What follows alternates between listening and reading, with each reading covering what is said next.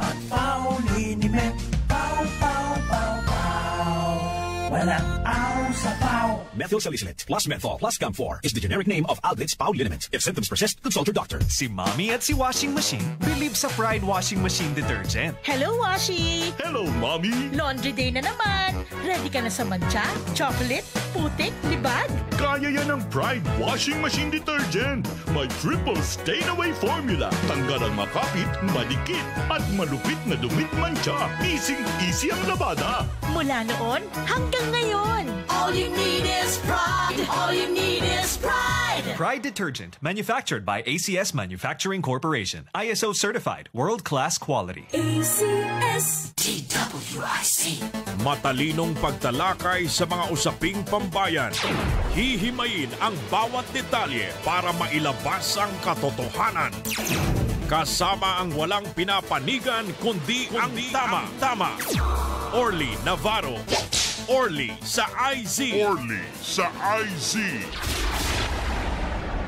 Orly in the morning. Good morning mga kaibigan. Naimbag nga bigat kanyayo amin apo. Araw ng Martes ngayon po ay September 30, huling araw ng buwang Setyembre at syempre oras po ng Orly in the morning. Tayo po ay magkakasama-sama hanggang alas 8 ng umaga.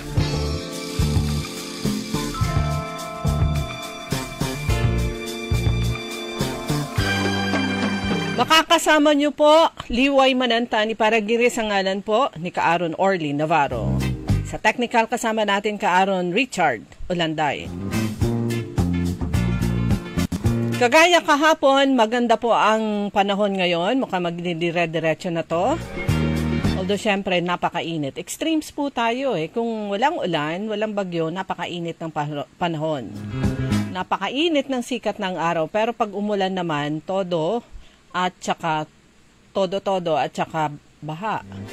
Pero meron pa rin pong mga lugar dito sa lungsod ng Dagupan at dyan sa bayan ng Kalasyaw. Siguro sa ibang lugar pa, mga katabi, na underwater pa rin. Pero nag-subside na po kahit papano bumaba na yung level ng tubig sa ilang lugar. Kagaya dito sa may, alam nyo yung pagbaba ng Del Pilar Perez Junction hanggang dun sa Karanglaan, dun sa narating ko kahapon. Lalang tubig. Dry na yung kalsada, which is very good. Yan po ay good news para sana yung sa ibang lugar. Dito sa atin ay sana bumaba na rin yung tubig baha hanggang tuluyan ng humupa at mawala na para naman yung ating mga kababayan na ilang araw na, mahigit isang linggo ng lubog sa tubig yung kanilang lugar ay makapagpahinga naman, makapagpahinga yung kanilang isip, makapaglinis na ng kanilang tahanan. Itapon kung ano yung kailangan ng itapon dahil nasira na, nababad na sa tubig. Tubig baha, mabaho po yan, maamoy. Kahit yung basahan nga lang na nababad ng ilang araw sa tubig baha ang laman.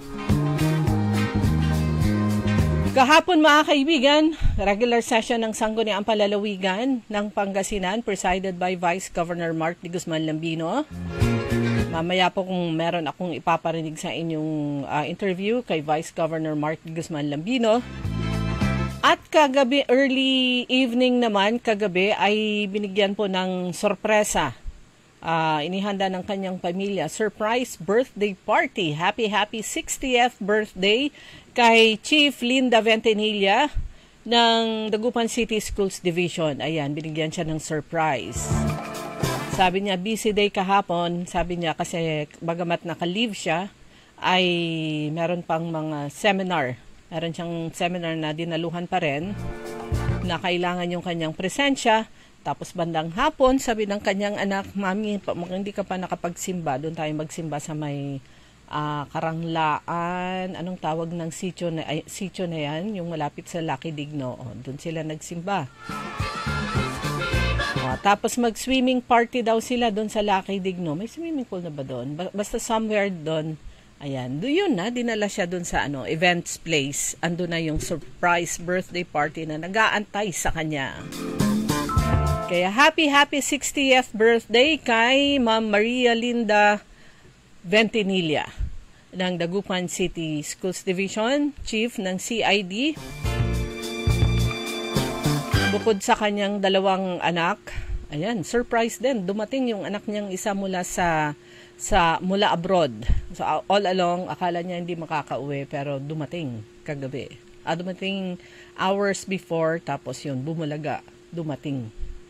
Kaya talagang iyak itong si Ma'am Linda. Pero ulit, belated happy birthday.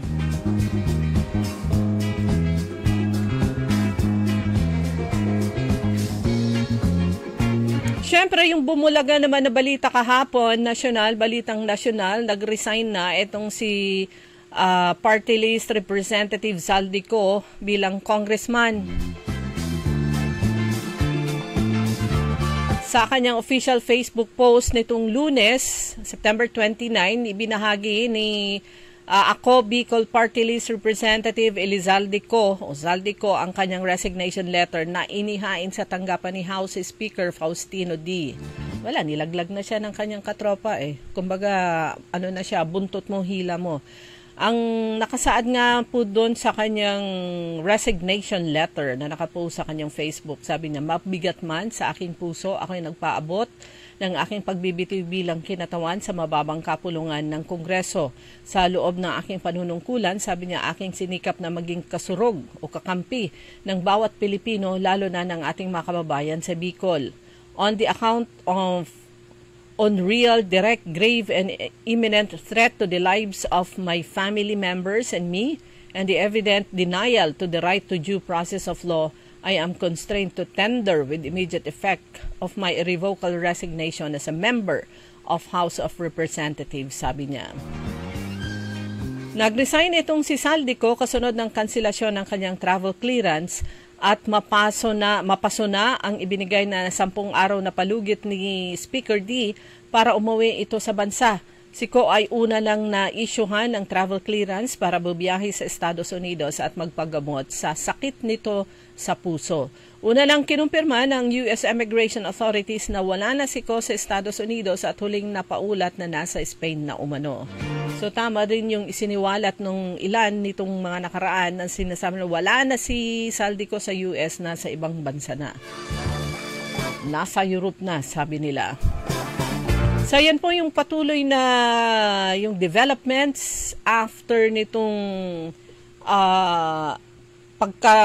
pagsiwalat dito sa flood control projects anomalies. So araw-araw may new development, araw-araw may sinusubaybayan yung ating mga kababayan. Samantala sa Senado naman, nung dumalo si Vice President Sara Duterte doon sa budget hearing para naman sa Office of the Vice President, ay talagang inabangan at talagang tinutukan at lahat halos kahit yung ibang mga empleyado doon nakatutok. Siyempre gusto nila, sila ay meron ding kopya, video ng pagdating at pag-alis ni Vice President Sara Duterte sa Senado. Pero may nakita ako kagabi yung video ng kanyang pag-alis dun sa committee. Tapos lakad-lakad na siya kasama yung ilang kasama niya papunta sa elevator. May naispatan na doon na tao. React din siyempre yung mga taga-Dagupan at Pangasinan. Sino yon? Inulit-ulit nilang pinonood. Andon si former mayor ng Dagupan, former Mayor Brian Lim.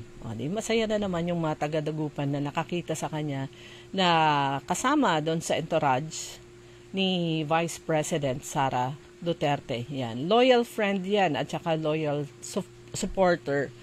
Before, hanggang ngayon ay andyan siya sa tabi ni Vice President Sara Duterte at hindi siya nagbabago.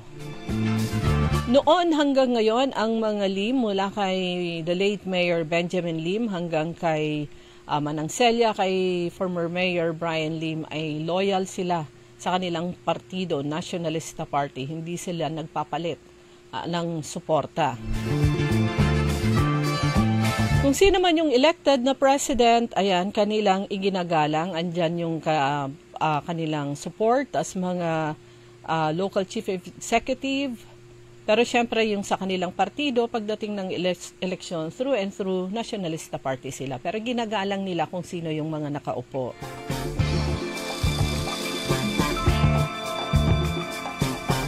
So ilan lang po yan sa mga ganap, pero yun nga kahapon, regular session sa Sangguniang Palalawigan. So ano kaya ang advisory naman mula sa bayan ng Calasiao?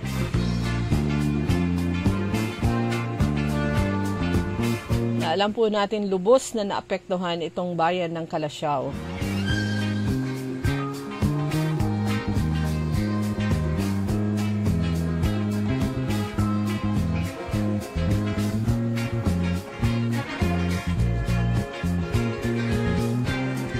Eto, may eco tips ang Pangasinan PDRRMO.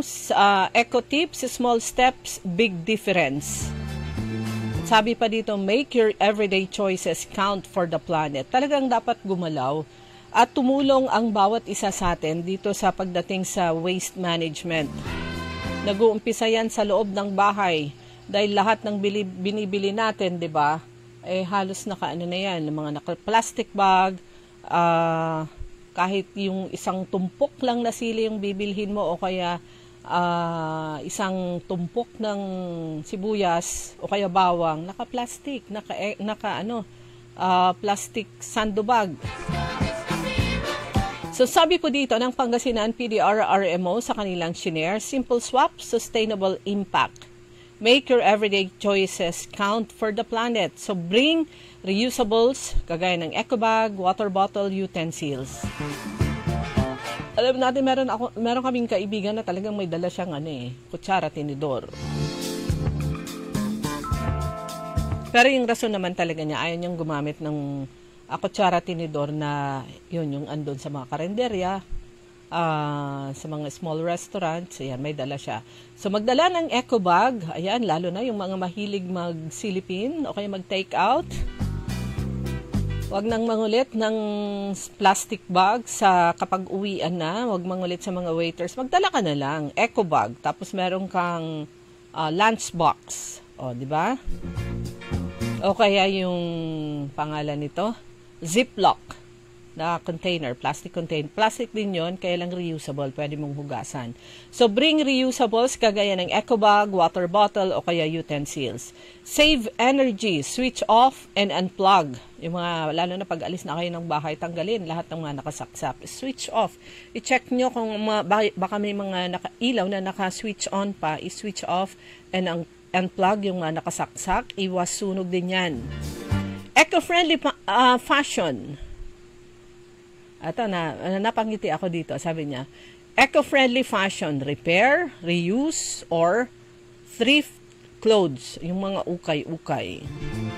Smart mobility, maglakad, magbike, o kaya carpool. Lalo na pag medyo malayong pupuntahan at ilan naman kayo magkakasamang pupunta doon, mag-carpool na lang. At saka sharing sa gasolina. Reduce waste, segregate, and recycle properly. Reduce waste, isa na po dyan ay yung pagdadala ng eco bag pag mamamalengke, tapos yung mga hindi naman nakailang i-plastic, i-diretso niya nang ilagay sa eco bag. And recycle properly. Diba? Known ang mga Pilipino na yung mga container ng ice cream at iba pa na yung mga plastic containers na reusable ay pinaglalagyan ng kung ano-ano. At running joke, kumbaga, kahit sa abroad, pag asawa mo ay Pilipina, sabi niya, may ice, kakala nila may ice cream sa kanilang chiller, sa kanilang ref. Pagkuhang ganyan, ang laman ay isda o kaya ulam. Ayan, reuse, recycle properly. Every small action adds up to a cleaner, greener future. Let's be part of the change, one step at a time. Magtanim din, kahit simple lang. Magtanim po kayo ng malunggay sa inyong backyard o kaya meron kayong medyo malaking container, pwede na yan. Hindi naman kailangan pataasin ng masyado yung pangalan nito, yung malunggay. Ayan.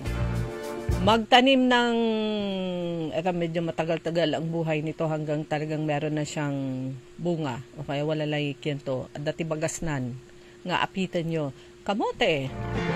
Kaya meron kayong pagkukuhanan ng kamote tops o kaya kangkong.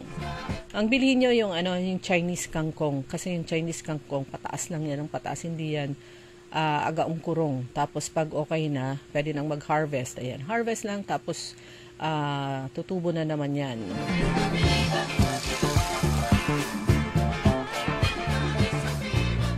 Smart mobility. Ayan, maglakad. Kaya lang kuminsan kasi napakainit, magdala ng payong. Wala naman na, okay na po ng yung lagay ng panahon po natin. Pero ito lang, update lang sa San Roque Dam. Makikita pa rin ito sa post ng Pangasinan PDRRMO. Itong update na to as of 5 a.m. ngayong araw, September 30, araw ng Tuesday. Ang level ng tubig sa San Roque Dam ay bumaba ng bahagya. Kahapon, ang level ng tubig sa San Roque Dam ay 273.04 meter above sea level. Ngayon ay nasa 272.79 meter above sea level. Ang inflow ay 220 cubic meter per second. Ang outflow naman ay 285 cubic meter per second. Sabihin nyo, bakit may outflow? Wala namang bukas na gate sa spillway ng San Roque Dam. Yan po yung sa power generation ba? 'Di ba gumagamit yung turbina nila ng tubig. So yan yung outflow.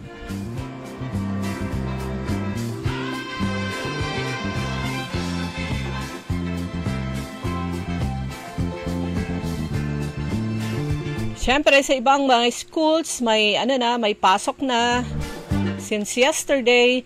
Pero pinapaalala pa rin kung yung dun sa lugar nyo ay mahirapan pa yung bata na lumabas at kailangan niyang lumusong sa tubig kung sakasakali, wag muna.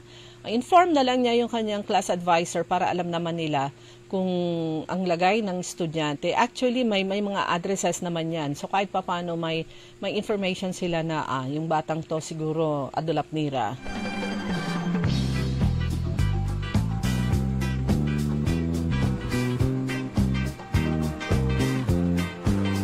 Ito, higit 16 million pesos worth ng peking lighter nasamsam ng CIDG. Matapos salakayin ang isang warehouse sa Pulilan, Bulacan. Sa ginawang pagsalakay, inaresto ang warehouse manager na alias Shu, 31, Chinese national. At ayon kay CIDG Director Police Major General Robert Mirico II, sa bisa ng search warrant, bandang 1:45 ng hapon nang magsagawa ng operasyon ang mga elemento ng CIDG Regional Field Unit 3 Special Operations Team kasama ang CIDG Bulacan Provincial Field Unit sa warehouse ng Richfield Industrial Compound sa Pulilan, Bulacan. At sinabi ni Morico na inaresto ang suspect nang mapigong magpakita ng mga kaukulang mga permit at dokumento mula sa Department of Trade and Industry, Bureau of Philippine Standard. At nasamsam na sabing operatiba ang 3,320 na boxes ng mga substandard na lighter na nagkakahalaga ng 16,600,000 pesos. At nahaharap ang suspect, siya lang yung nahuli, kaya siya lang ang suspect pansamantala sa kasalukuyan. So nahaharap ang suspect sa kasong paglabag sa Republic Act 7394 Consumer Act of the Philippines. Siguro kasama na dyan sa mga substandard na mga lighter, yung mga nabibili nyo na mura lang, na ilang gamit pa lang wala na siyang visa. Pero sa yan? Yung mga lighter na yan, pag hindi nasamsam, syempre ikakalat yan sa iba't ibang lugar, i-deliver yan. Okay, bago tayo mag-break, tignan naman natin itong balitang sports. Itong si Junmar Fajardo, yung height nito? Mahigit 6 feet ito. Namumuro sa ika-9 na MVP. Record holder na ba siya? At ito nga, namumuro si Junmar Fajardo ng San Miguel Beermen na palawigin pa ang kanyang paghahari bilang Most Valuable Player o MVP sa Leo Awards na gaganapin kasabay ng opening ng PBA Season 50 sa October sa Smart Araneta Coliseum. Buhay na buhay ang ating mga sports, volleyball, basketball. Si Kraken Bakit tinawag siyang Kraken? Si Kraken ang liyamado sa karera ng nakalipas na PBA Season 49 kaya namumurong masikwat niya yung ikasyam na sunod ng MVP kahit pahawak na ang pinakamarami sa kasaysayan ng pinakaunang professional league basketball sa Asia. Ito nga ang PBA. Nakabuntot naman sa Cebuano Pride sina star guard Robert Bolick ng NLEX Road Warriors at dating ace forward ng Northport Batang Pier na si Arven Tolentino na nasa Korean Basketball League ngayon. Sa antabayanan po yan. Pero mukhang makukuha na naman niya. Pangsyam. Tatanghalin din si Leos ang Rookie of the Year, Most Improved Player, All Defensive Team at Samboy Lim Sportsmanship Award. Ayun yung Leos Awards. Sino-sino kaya ang makakakuha niyan? 31 minutos pagkaraan ng alas 6 ng umaga. Siyempre magbe-break muna po ang Early in the Morning. Babalik po tayo pagkatapos ng ilang paalala. Early in the Morning. DWIC. Sa panahon ngayon, kau ba'y sigurado? Kau ba'y protektado? Ang pamilya ay i-shield mo. Laban sa bakterya, i-shield mo. Laban ng pati virus, i-shield mo. Shield Bath Soap. Inatay sa 99.9% sa bacteria and virus tested. Bilib iray eksperto at Philippine Nurses Association. Sa sakit protektado, i-shield mo. Pamilya protektado, i-shield mo. Shield Bath Soap. Manufactured by ACS Manufacturing Corporation. ISO certified world-class quality. ACS. Sumasakit ang katawan, kumikirot pa ang iyong tiyan. Ang mabisang palaban ay Pauliniment. Mabisa ang Pauliniment, may sikap mo extra ingredient. Mabisa ang Pauliniment, mag-Pauliniment. Pau, pau, pau, pau. Walang aw sa pau. Methyl salicylate plus menthol plus Camphor is the generic name of Aldrich Pauliniment. If symptoms persist, consult your doctor. Get ready! Some of the biggest names in the world of golf are set to wow sports fans. International Series Philippines presented by Bingo Plus. Debuts in Manila from October 23 to 26 at the prestigious Santa Elena Golf Club. It's more than golf. Enjoy headline concerts, live music, and interactive fan experiences. Tickets are available now at SM Tickets with free entry on Thursday and Friday. Don't miss this ultimate celebration of golf. International Series Philippines is presented by Bingo Plus. Gambling is for 21 years old and above only. Gambling can be addictive. Know when to stop. International Series Philippine and Bingo Plus. Bingo sa saya plus sa panalo. Tickets available now at SM Tickets. High blood, salot, milyong-milyong katao na ang namamatay sanhi nito. Kaibigan, baka ikaw na ang susunod. Ni Mrs. Flor de Lisa Barbosa, ti Rosario, Santiago City. Agtawenak ti 63. Manungatawan nga aglutluto ako, tada karindiryak. Mariknak agpipikal. Ti imimak iso nga nangagak ti radyo, dati agas nga pau di arko. Pinadas ko. Mayat ti epekto na. Duti food supplement nga napadpadasa ko. Awan ti epekto na. Dato'y pau di arko, idi nagtumarak, manungal daw lang, han nga agpipikal ti imakon. Awisen kay nga mangpadas, tapno may katmat na gitarik-rik na inyo, saksakitin nyo. Kaya kaibigan, buhay mo'y ingatan. Mag-Aldrich Pau di Arco Herbal Capsule na para kalusugan mo ay garantisado. Nanlapo at #1 Smart Dishwashing Paste. Ang galing-galing mo! Smart Dishwashing Paste ko! Pritong ulam na masebo, plato at kaldero.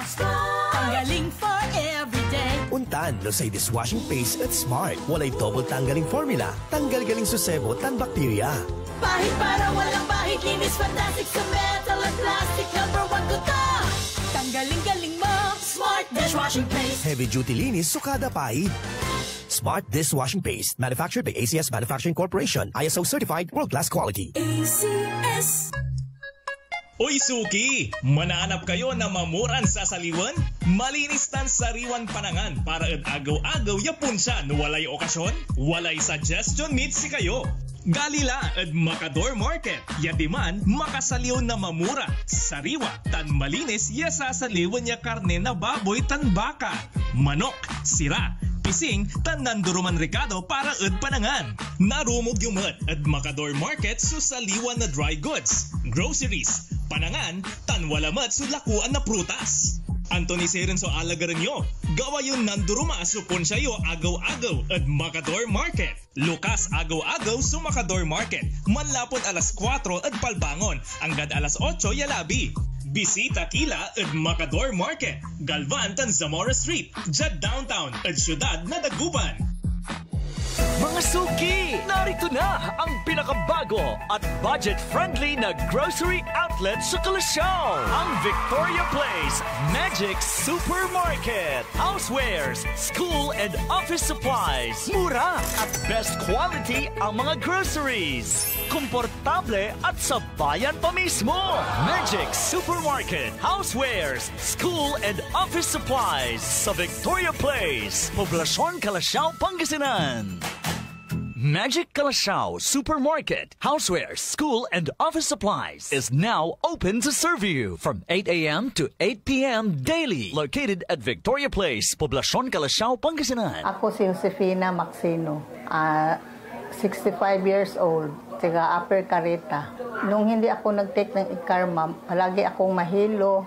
Yung kamay ko masakit kasi parang may nagtusok-tusok tsaka sa paa. Nang nag-take ako sa Ikarma, 2 linggo, mabuti na ang kalagayan ng katawan ko. Yung sugar ko bumaba na, nawala na yung yung hilo ko at saka yung sa kamay at pa, tusok-tusok yun. Nawala na. Magpasalamat ako sa Ikarma. Mahalagang paalala, ang Ikarma Narati at capsules ay hindi gamot at hindi dapat gamiting panggamot sa anumang uri ng sakit. Para di madaling masira ang ngipin ng pamilya, ngayon pa lang. Unique toothpaste for brushing every after kumain. Dahil ang Unique toothpaste, may Max Protect formula. Ngipin ay Max Alaga, Max Protektado pa. Helps stop cavities even before they start, while keeping breath fresh with regular use. Unique toothpaste for brushing, para siguraduhin ngipin ay Max Alaga, Max Protektado pa. Unique Max Alaga, Max Protektado with Unique toothpaste maximum fluoride protection. Manufactured by ACS Manufacturing. ISO certified, world-class quality. ACS.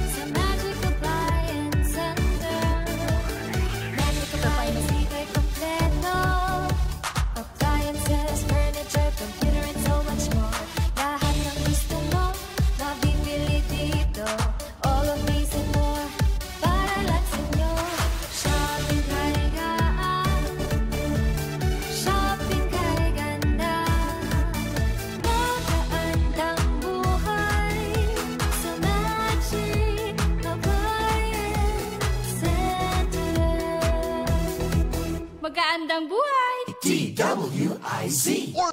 Orly in the morning.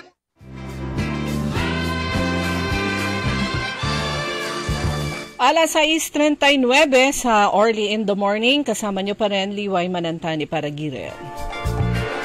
So kahapon nga mga kaibigan, ginanap ang regular session ng Sangguniang Panlalawigan. Ito yung 10th regular session ng 12th Sangguniang Panlalawigan. Kahapon po yan ng umaga at yun nga po presiding officer, walang iba kundi si Vice Governor Mark D. Lambino. At huling araw na rin kahapon ni PCL President, outgoing board member Kim Bandarlipe.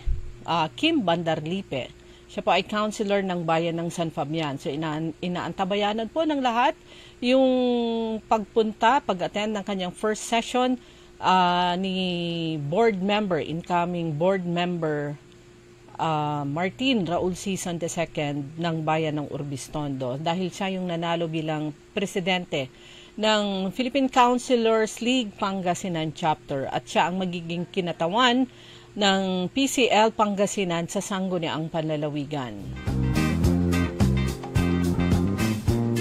Bagay, una pa man, alam na this na siya yung uupo dahil sabi nga, yung suporta sa kanya ng kanyang mga kagrupo sa lalawigan. Kailangan lang parang okay, siya ang susuportahan sa pagka-PCL President, Pangasinan Chapter. Ang kailangan lang niyang gawin ng eleksyon ay manalo as councilor. Kasi kahit gusto niyang mag-president ng PCL, kung hindi naman siya councilor, ay wala talaga. Pero kahapon, isa sa mga ipinasa kahapon, ito pong Proposed Provincial Ordinance number 15-2025, an ordinance reviewing, updating, and institutionalizing a provincial rewards and incentive system for residents of Pangasinan who excel in national and international non-professional sports competitions and appropriating funds thereto. So nag-umpisa ng pag-usapan to. Updating pa lang, ordinance reviewing, updating, and institutionalizing itong provincial rewards and incentive system para sa mga athletes na nananalo sa mga national and international sports competition. Pero titignan kung pag-aaral lang maigi pa po yan. Pero ito po yung paliwanag naman ni Board Member Jerry Ajerico Rosario ng pang-apat na distrito ng Pangasinan. Siya po yung author ng nasabing Proposed Provincial Ordinance. Finally, meron na kayong proposal. Ito yung incentive program. I-review yung incentive programs, rewards, and acknowledgement of non-professional for Pangasinenses who win in non-professional events nationally at internationally. Para magkaroon non-professional dapat hindi yung mga pro, parang sila Ayala, siyempre na may sumusweldo, kumikita for that. Ang i-acknowledge lang natin, i-acknowledge lang yun, pero yung reward system dapat sa mga non-professional lang. Ano po yung proposal for example sa Batang Pinoy or sa palarong pambansa? For academic and sports. Actually, ito sports lang to eh. Para medyo ma-isolate kasi academic, medyo, aralin ko rin eh kung ano yung mga events or meets na pwede. We'll also call yung mga different sports na leaders para nandato yung tunay prestigious at talagang worthy of rewards. Kasi di naman lahat ng national yun eh. Hindi ko alam kung paano i-talk. Pero definitely mga palarong pambansa, Batang Pinoy, yun, kasama na yan. Sa international, tingnan natin. I will ask the input of my leaders na sports. Initially, meron na po ba kayong naisip as to how much para sa... Actually, una, i-review ko eh. Kasi baka may existing ordinance la, i-reward dararaman eh.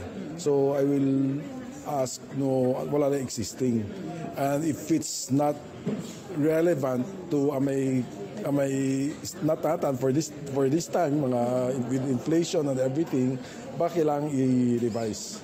At saka yung unnecessary, kasi ayoko rin yung unnecessary expense ng probinsya na hindi man talaga very prestigious binibigyan natin ng reward para meron tayong guideline on how to give rewards para maging prestigious din yung reward system, di ba?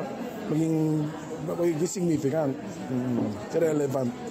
Sir, okay, ako na. Sir, may Okay, ibang topic na yon ng tanong na ating kasama. So yon, pag-aaralan pa. So ibig sabihin pupunta muna yan sa committee.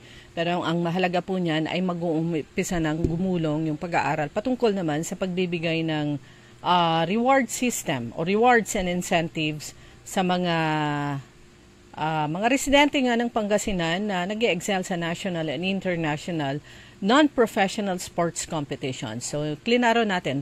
Non-professional, ibig sabihin naglalaro sila representing their school or their town, their city, their province, hindi sila nagsusweldo. So professional, yun nga, nabanggit nga. Parang yun mga basketball players. Yung sa tennis, ayan, parang si Iyala na siya pa ay professional, malaki yung kanyang mga yung kanyang cash prizes, etc., etc. Ibang level yon. Pag ganoon, mga kababayan po natin, ang pwede doon recognition. Pwede nilang ibigay, pwedeng ibigay ng sangguniang panlalawigan. Pero very good po yan kasi ang dami po nating mga kababayang mga Pangasinense na talagang nag-e-excel sa pili nilang mga sports.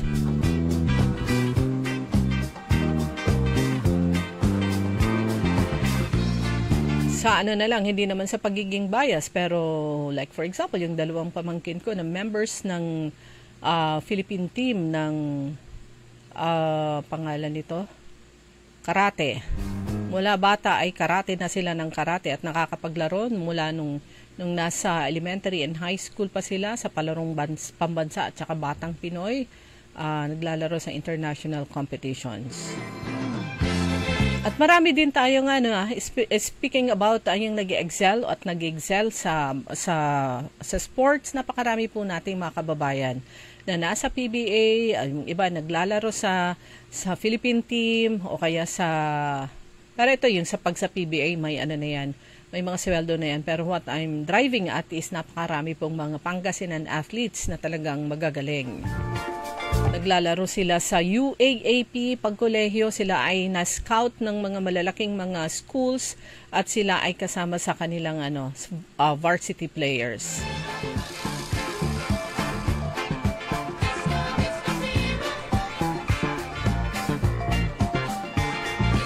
Eto, tingnan naman natin ito. Ito yung nangyari saan ba to? Muntinlupa City. Calabozo, nahuli ang isang 42 years old na project coordinator matapos silbihan siya ng warrant of arrest ng Muntinlupa Police. Ito ay kaugnay sa kinasasangkutang kaso ng hazing sa Muntinlupa City nitong Lunes. Nung Lunes siya nadakip.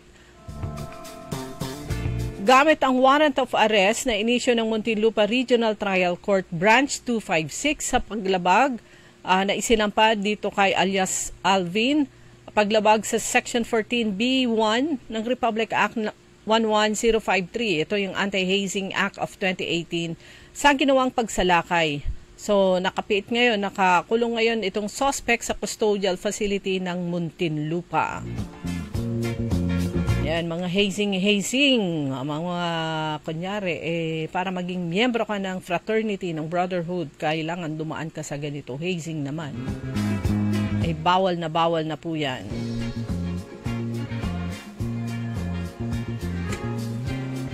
Ito, update natin mula sa bayan ng Calasiao.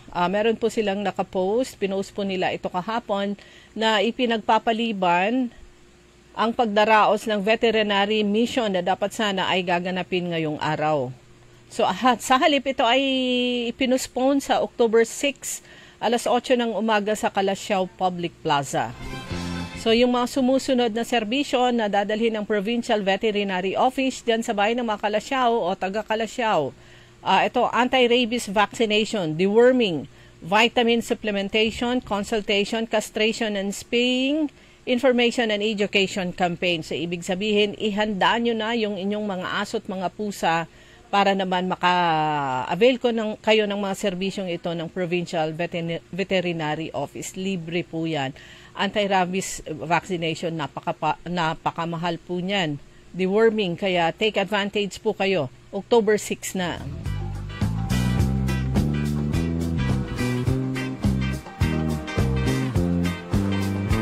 Good morning, Madam Rose.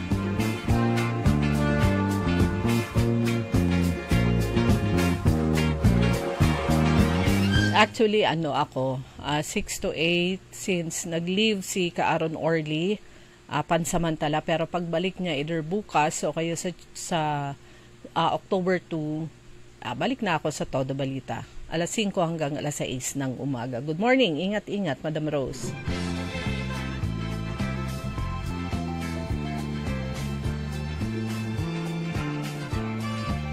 Tubig, nagtatanong ng tubig, baha sa tapat ng bedbox kanina nung dumating ako. May konti lang sa gilid-gilid.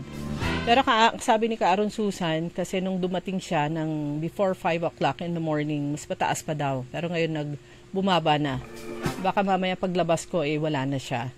Good morning din kina Afril Reyes, kay Noel Eson Santiago, at yung mga kay Ryan Jane Soriano Reyes, dyan sa may Isla de Putin, Libsong Lingayen. Yan ba talaga pangalan ng sityo nyo o ipinangalan nyo lang.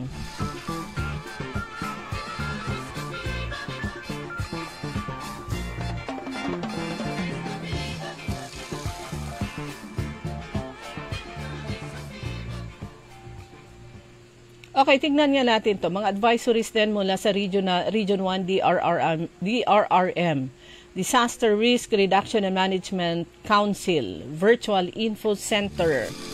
Paano nakakaapekto ang electrical injury sa katawan? Parang yun na kuryente ka. Meron yung konti lang, ground, ganda. Pagkawala ng kontrol sa mga muscle, ito yung epekto ng electrical injury sa katawan. Pagkawala ng kontrol sa mga muscle, pagtigil ng tibok ng puso, lalo na pag siguro matagal, no? Paghinto ng paghinga, pinsala sa mga internal organs, pinsala sa ugat, nerve damage, at pagkalapnos ng balat. May tumawag sa National Emergency Hotline 911 o local emergency hotlines kapag kailangan ng tulong. Siguro pinakamabilis dyan, advisory ito ng DOH, panganib na makuryente, tumataas, kasabay ng pagbaha.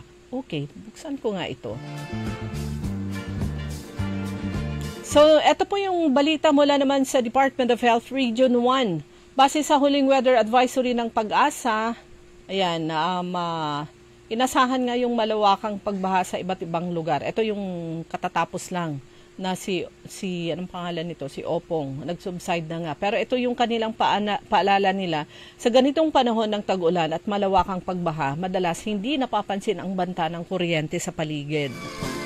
Lalo na kapag medyo 2 feet na, tapos yung masaksakan nyo ay mabababa, talagang ang ginagawa dyan ng electric company o kaya electric cooperative, pinapatay yung serbisyo ng kuryente. Kapag nakuryente, maaaring tumigil ang puso, huminto ang paghinga, malapnos ang balat, masira ang ugat at internal organs. So, paalala ng DOH, doblehin ang pag-iingat ngayong tag-ulan, lalo na pag ngayon medyo humupa kasi wala nang bagyo at walang ulan. Pero pag doble ingat daw pag tag-ulan, alamin ang mga dapat gawin bago, habang at pagkatapos ng baha para makaiwas sa disgrasya.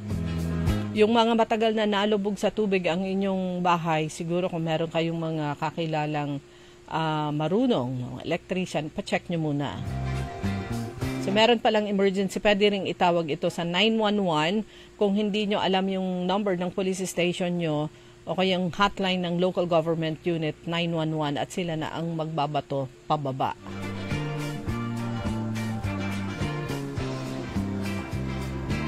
So yung balik lang natin sa Kalasyaw kung kanina yung advisory ng local government unit na postpone sa October 6, yung kanilang veterinary mission ng Provincial Veterinary Office, October 6 na po yan. Pero yung sports naman, Kalasyaw Developmental League, tuloy na, nag-umpisa na ulit kahapon. Hindi, September pa lang ngayon. Bukas, masyadong mabilis. So the games are back. Tuloy ang Inter-Barangay Basketball Games ng Kalasyaw Developmental League. Umpisa bukas, Wednesday, October 1. So yung unang game, Poblacion versus Gabon.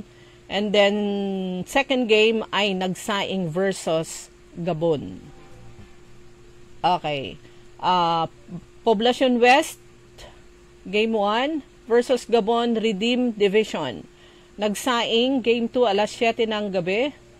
Yung first game, 5:30 p.m. Yung second game, 7 p.m. Nagsaing versus Gabon Dream Division. So, dalawa yung kanilang team. So, tuloy-tuloy na yan. Yan ay Bracket A, Week 2. Sa Bracket B naman, first game ng 5:30 p.m. October 1, Binlag versus Longos. Tapos, Game 2, Mancop versus Ambunao. Tapos meron na rin naka-schedule ng October 2, October 3, pero dire-diretso na po yan. At kahapon yung tanong natin sa program natin, meron kaya silang flag racing program sa Kalasyaw? Meron na. Meron na kahapon dahil malinis na yung kanilang sports center, wala nang mga evacuees, kaya dun sila nagpa-flag racing.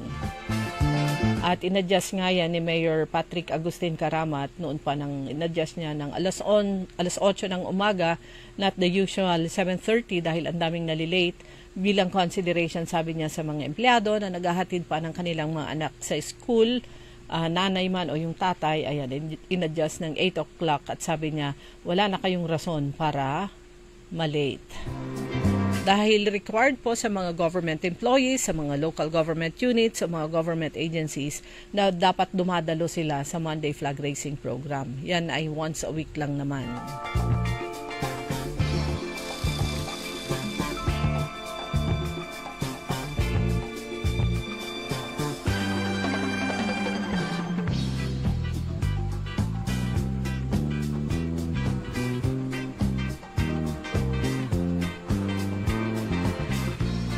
Sining sa Kongreso, tingnan nga natin to. Alam niyo, very active din, kagaya ng kanyang anak. And even before, nung siya ay unang naging congresswoman sa pang-apat na distrito ng Pangasinan, itong si Congresswoman Manay Gina De Venecia.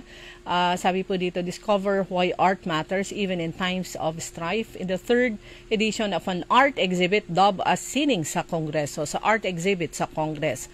From resistance to remembrance, explore how artists keep humanity alive in the darkest of times at an art exhibit spearheaded by the Association of Women Legislators Foundation Incorporated, showcasing works by renowned and upcoming Filipino artists. Ito pong Association of Women Legislators Foundation Incorporated ay founder and co-president si Congresswoman Manay Gina De Venecia, co-president Representative Linabel Ruth Villarica, at naging sa nasabing ribbon cutting naging guest of honor nila si Mary Ann Arcega D., asawa ni Speaker Faustino D. III at former president and now representative, former president ng Pilipinas, ngayon ay kongresista, ilang term na po, rin po yan, Representative Gloria Macapagal Arroyo. Yan, nagkaroon ng ribbon cutting para formal na buksan ng nasabing art exhibit, Sining sa Kongreso ng September 29. Yan po ay kahapon. Ito po ay nasa South Wing lobby ng House of Representatives at ito ay magtatagal hanggang October 9.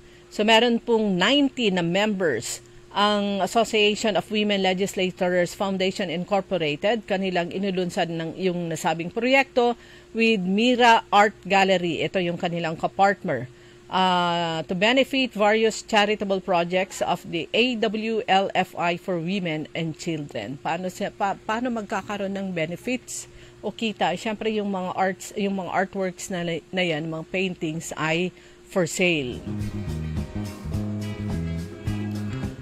In the 19th Congress, ang Association of Women Legislators Foundation Incorporated, yan po ay na-establish a Women and Children Protection Unit doon sa National Center for Mental Health sa Mandaluyong as its landmark project. So tuloy-tuloy po na nagkakaroon po sila ng proyekto para naman sa benepisyo ng mga kababaihan at ng mga bata.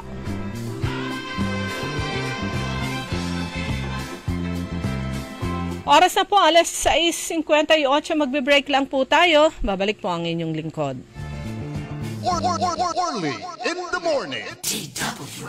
Mga idol, ramdam nyo ba ang epekto ng araw at polusyon? Yung kahit anong gawin mo, parang nawawala ang kinis at puti ng balat. Ang hirap, diba? Ako rin dati. Ang hirap i-maintain ang kutis na fresh looking kapag araw-araw kang exposed sa usok at talikabok. Buti na lang, may bagong White Rose Papaya. May double whitening ng papaya extracts at vitamin B3. Clinically proven magpaputi in as early as 7 days with regular use. Papaya puti, papaya fast. Available ito sa mga grocery stores at supermarkets nationwide. Bili na ng White Rose Papaya. Papaya puti, papaya fast. White Rose Papaya with vitamin B. Manufactured by ACS Manufacturing Corporation. ISO certified, world-class quality. ACS. si Julita Kilantang, 55 years old, San Vicente, Liloan, Cebu.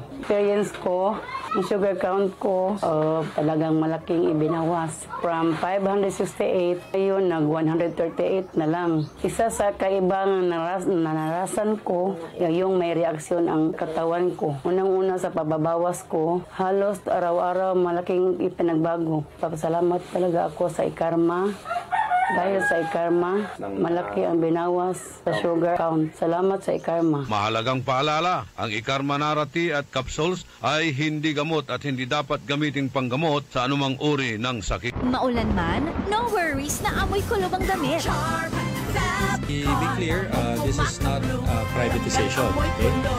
Under the local government code, Charm Babcon with Bluefresh technology kills 99.9% of kulob-causing bacteria tested. May aroma burst pa of thousands of flowers and berries. Ang sampay sa loob, no amoy kulob. Bangkok, kumakablow sa Charm! Manufactured by ACS Manufacturing Corporation. ISO certified world-class quality. ACS.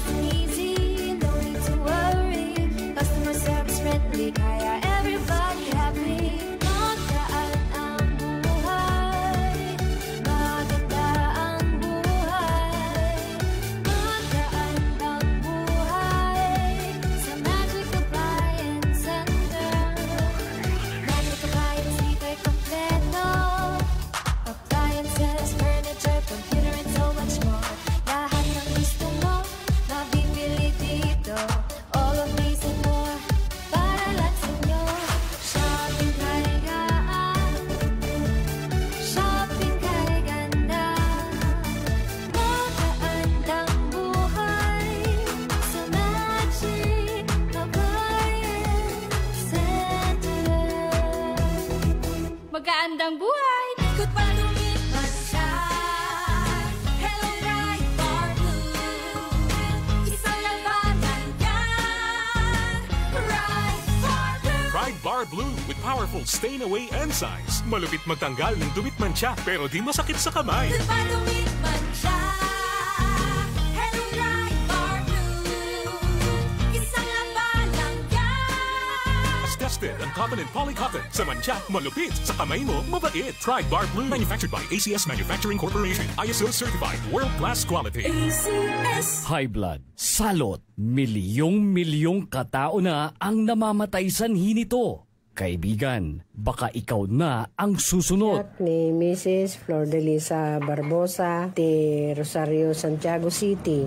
Agtawenak ti 63. Manungatawon nga aglutluto ako, tada karindiryak. Mariknak agpipikal. Ti imimak iso nga nangagak ti radyo, dato'y agas nga pao di arko. Pinadas ko. Mayat mo ti epekto na. Duti food supplement nga napadpadasa ko. Awan ti epekto na. Dato'y pao di arko, idi nagtumarak, manungal daw lang, han nga agpipikal ti imakon. Awisen kay nga mangpadas, tapno maikatmat, dagita rik-rik na inyo, saksakitin nyo. Kaya kaibigan, buhay mo'y ingatan. Mag-Aldrich Pau di Arco Herbal Capsule na para kalusugan mo ay garantisado.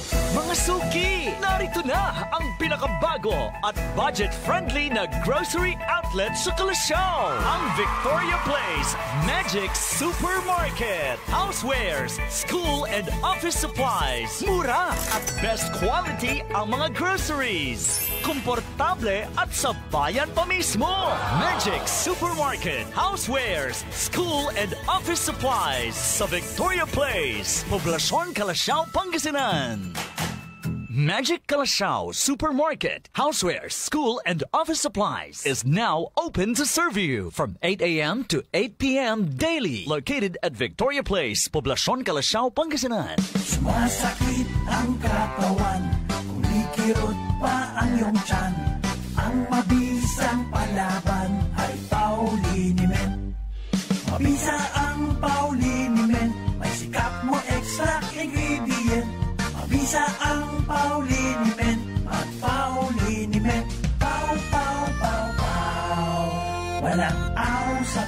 Methyl salicylate plus menthol plus camphor is the generic name of Aldrich Pau liniment. If symptoms persist, consult your doctor. Si Mommy at si Washing Machine believe sa Pride Washing Machine Detergent. Hello, Washi! Hello, Mommy! Laundry day na naman. Ready ka na sa mancha, chocolate, putik, libag? Kaya yan ang Pride Washing Machine Detergent. May triple stain-away formula. Tanggal ang makapit, malikit, at malupit na dumit mancha. Easy ang labada. Mula noon hanggang ngayon. All you need is pride. All you need is pride. Pride Detergent, manufactured by ACS Manufacturing Corporation. ISO certified, world-class quality. ACS. Time. It is now 7:05. That time check was brought to you by Cherifer. Tangkad sagad. DWIZ.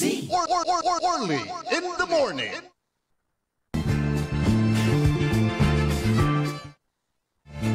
Alas 7:05 na po ng umaga sa pangalawang bahagi po, pangalawang oras ng Orly in the Morning. Sa ngalan po ni Kaaron Orly Navarro, kasama niyo pa rin Liway Manantani Paragire.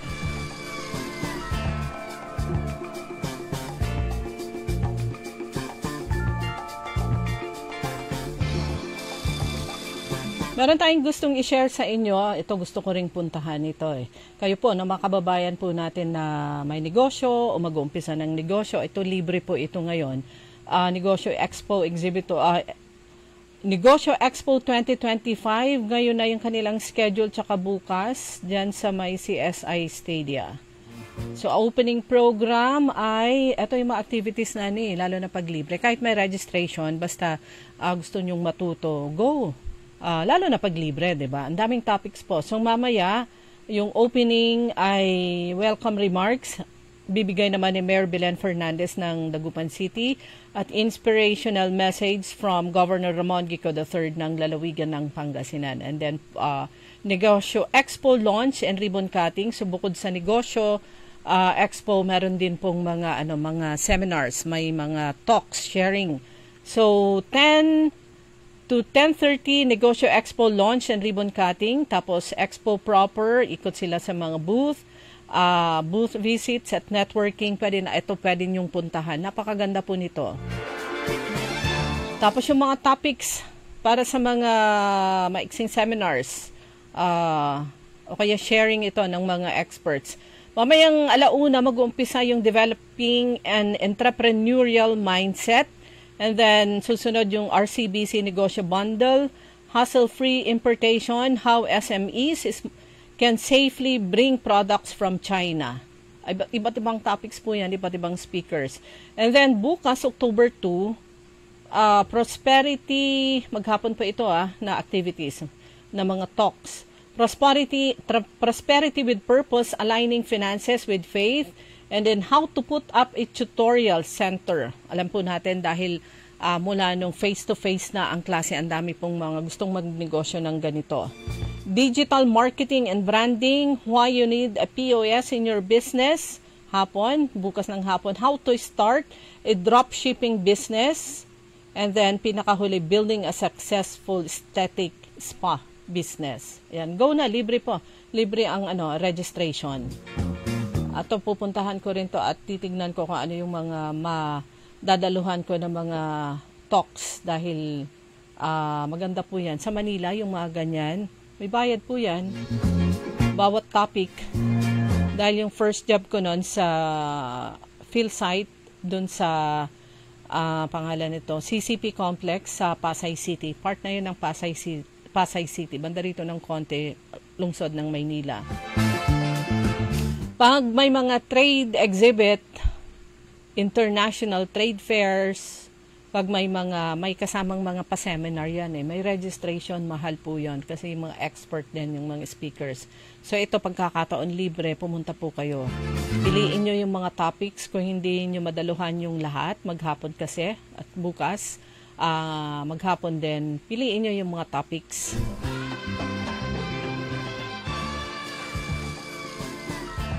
Business opportunity coming closer to us.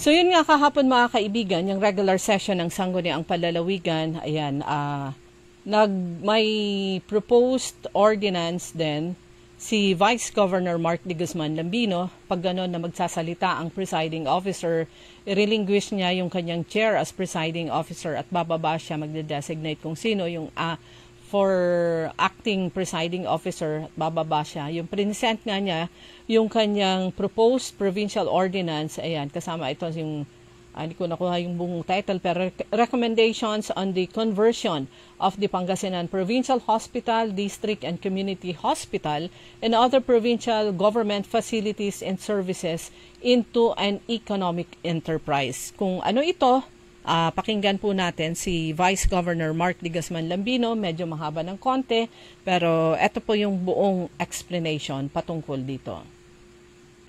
Morning sa lahat. Yes po. Okay. So ano itong resolution number 237-25 about economic enterprise? Okay. Base po sa napag-usapan po ng ating mga lideres sa probinsya under the leadership of our Governor Ramon Mondico, ay napagdesisyonan po, napag-aralan na po ng lalawigan ng Pangasinan yung pag-convert ng ating mga provincial hospitals, so mula sa PPH San Carlos hanggang sa lahat po ng district and community hospitals, as well as the Pangasinan Polytechnic College as economic enterprises. So let me be clear, this is not privatization, okay? Under the local government code ay pwede po mag-operate ng economic enterprises sa mga local government units. Halimbawa po niyan ay yung mga palengke na ino-operate po ng mga munisipyo, certain facilities, they can have convention centers or iba't iba pa po mga facilities na pwede operate under economic enterprises. So ano po ang pagkakaiba ng isang, let's say, isang facility, or in this case ang hospital or PPC na isang departamento lang or unit ng probinsya vis-a-vis something that is an economic enterprise. So una-una po, yung una-una pagdating po sa libro or accounting ng finances, may hiwalay na po yung treatment ng management of finances ng isang economic enterprise against a normal government facility or department. Meaning, hindi na po siya magiging dependent totally sa general fund or sa budget ng ating lalawigan or ng probinsya. But this does not prohibit the provincial government from putting in financing, subsidies, or additional funds dun sa economic enterprise. Rather, kung ano ang kikitain na income or revenue na ma-generate nitong mga facility na to, tulad ng kanilang mga kolekta po sa PhilHealth, pagdating po sa hospital, yung mga ibabayad po ng mga paying na mga pasyente, mga ibibigay po, let's say, na mga MAIP ng national government agencies sa ating hospitals, this will go directly as part of the revenue directly of the hospital. Hindi na po siya papasok as the general fund. So that will be the main treatment. Now, ano ang mangyayari kapag may mga sobra? Let's say na ibigay ng mga MAIP, etc., or whatever additional revenue, obligado under the economic enterprise is i-remit pa rin yan lahat sa general fund ng probinsya at the end of the calendar year. So parang mga GOCC po na nagre-remit po ng kanilang pera sa national government, ganun din po ang mangyayari dito sa mga economic enterprise. Same thing dun sa mga kolekta ng PPC, pag siya na po ay operating under CHED Unifast, na magre-reimburse na po siya sa expenses, ganun din po ang magiging treatment. Yung CHED Unifast at other finances, support, donations, etc. ng mga kolekta ng PPC will go directly to the account of PPC. Yan po gagamitin sa kanyang operations. Yan din po ay for day-to-day operations. At like I said, it does not prohibit the provincial government from providing additional funding. So kung magbibigay po ng scholarship fund ng probinsya under sa PPC, that will come as revenue din ng PPC. And then whatever is excess at the end of the calendar year will all be remitted back to the provincial government treasury. Tama po. So yan po yung pinaka-major difference. Another, of course, is the pag-expedite po ng mga services na pwedeng i-deliver. Kasi pagdating po sa procurement, mas mapapabilis po. Yan po yung isa sa mga hinahabol po natin. Pagdating po sa personal services, hindi na po siya matatali sa PSCAP ng probinsya. So, mas mapapadali po na kung kailangan mag-hire ng additional na personnel, lalong-lalo na po sa hospitals, hindi po matatali sa limitasyon na siniset po ng DBM sa PSCAP ng LGU. Kasi sa ngayon, may PSCAP po tayo na minemaintain. Pero kapag napasok sila sa economic enterprises, hindi po sila mako-cover ng PS cap. So we can add additional nurses, doctors, teachers, etc. without worrying about the PS cap because they will be exempted from that. May negative impact po ba ito sa mga pasyente? Wala po. Kung titingnan, tulad po ng ating explanation, mas mapapabilis po yung processing ng funding na papasok. Mas mapapa-expedite pa po natin yung collections natin, and this will lead to better, faster, more efficient services po para sa ating mga pasyente. So wala po tayo nakikiting negative. Ang kailangan lang po natin i-stress, again, an economic enterprise is not privatization. Kasi ito, wala pong papasok na ibang institution or facility.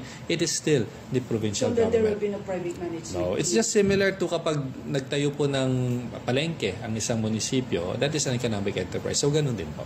So walang paniningil po sa mga pasyente? Wala pa rin po. Wala po. We're just finding ways to make the accounting, the books more efficient, more effective, and then we're trying to ensure that we will have more flexibility pagdating po sa hiring ng mga personnel. So sir, kanya-kanya pa rin ng hospitals, kanya-kanya pa rin silang team? Pag-aaralan po natin yan. We need to seek guidance from DBM kung ano po yung magiging magandang model kasi 14 po yung hospital natin. Definitely PPC wala pong problema. It can stand on its own as one economic enterprise with 4 campuses. Pagdating po sa ating provincial hospitals, we'll consult with the experts, particularly sa DBM, kung ano yung isa sa mga i-recommenda nilang model dahil 14 nga po itong hospital. Ibang usapan po kung isang hospital lang, madali.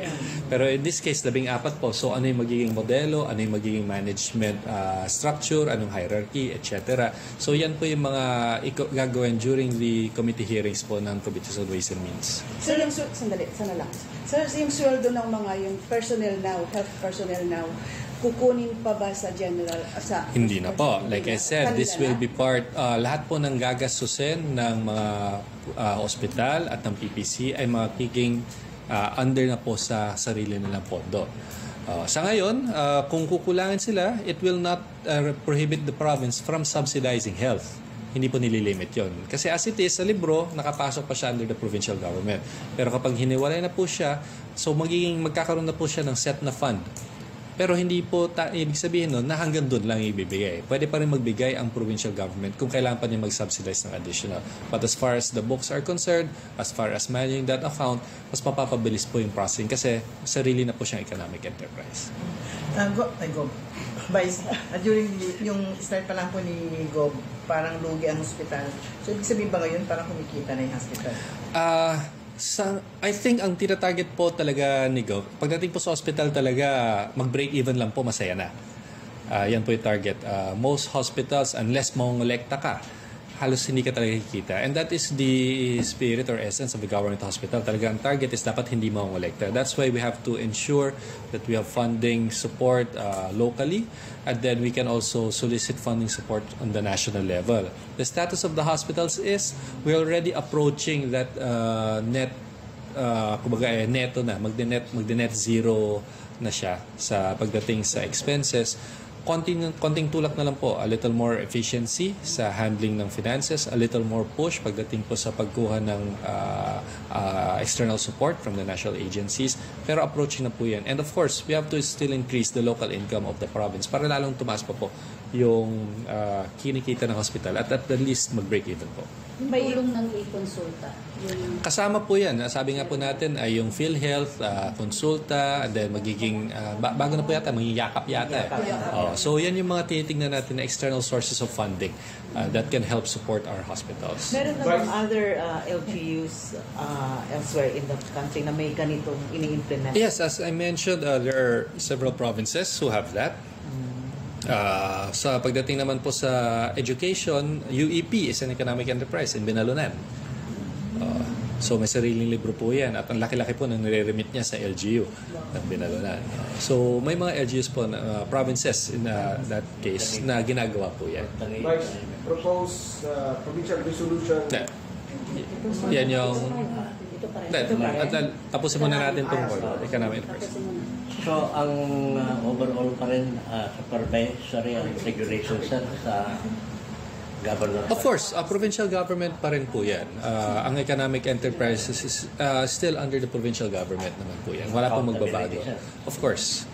Actually, mas mapapaganda pa nga po yung monitoring niyan lalabas. Sir, yung sa salt farm, paano may ipapasok dito? Sa ngayon, like I said, yung salt farm pinag-aaralan din po na eventually ma-convert siya into economic enterprise. Wala pa po siya dun sa threshold or critical mass na sinasabi natin for it to be a viable economic enterprise. Tinitignan pa po natin how we can further improve the production. Of course, para hindi lang production dapat may regular market ka rin para maging viable economic enterprise siya. Hindi pwedeng produkto ka lang pero wala ka naman bumibili, useless. So dapat buo yung supply chain. Nandun po ngayon yung stage ng salt farm on making it more economically viable before I think we can convert it into an economic enterprise. But that is the long-term plan for the Pangasinan salt farm. Maliban po sa mga public hospitals na bagitan ng liway, may mga tinitignan po ba tayo ng posibleng itagdag din dito? Well, eventually, kapag natapos po yung convention center at itatayo yung hotel, yung mga yan ay magiging economic enterprises din po ng provincial government. Sir, yung start with, kailangan bibigyan muna sila ng pondo ng sarili. Yes, tama po. So, paano po, magandang tanong po yan. Po kapag ginawa na sila economic enterprise, independent na sila. Hindi naman po ganun. Like I said, the conversion to an economic enterprise does not prohibit the provincial government from providing subsidies or support to economic enterprises. What can be done, I'm not saying na ito talaga yung gagawin na, but I'm saying these are the options na pwedeng gawin ng provincial government. Let's say, pagdating po sa PPC at nakalagay na po sa budget niyan, every year may nakalagay na provincial government scholarship or educational fund. Parang provincial government educational fund. So that will be used to subsidize expenses of the provincial scholars na estudyante po ng PPC. So pwedeng ibabayad po yan, ibibigay na direct funding support yan sa PPC. Ngayon, kapag nakakolekta na sila ng CHED Unifast, like I said, at the end of every calendar year, whatever excess collections that they have or revenues that they have, they will remit it back to the provincial government. So kung ano yung sinubsidize initially or in advance na budget ng provincial government will eventually return din sa treasury, whether it becomes savings or excess revenue, etc. Ganun po yung mangyayari. So may naka-apply po na CFAD. Ganun din po sa provincial hospitals kasi magkakaroon po ng provincial government health fund na or provincial government assistance fund na nakaset na po every year yan na i-prepare depending on the annual budget or annual expenses na gagastosin ng kada hospital. Eventually we'll have a fixed number or at least a range kung saan po dyan.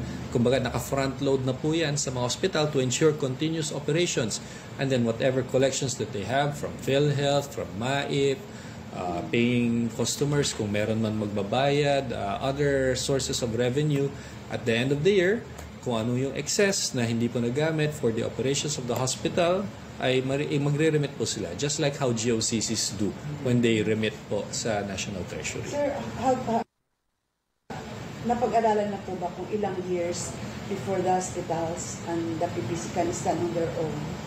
Well, sa PPC, meron na pong mga projections na ginawa. We're looking at around 3 or 4 years from the establishment. So, nag-start po ang PPC 2 years ago. We are already in our second year. So, hopefully in 2 years from now, 2027, self-sustaining na po siya sa PPC. Yes.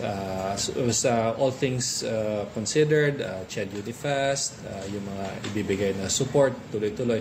By 2027, PPC can be self-sustaining already.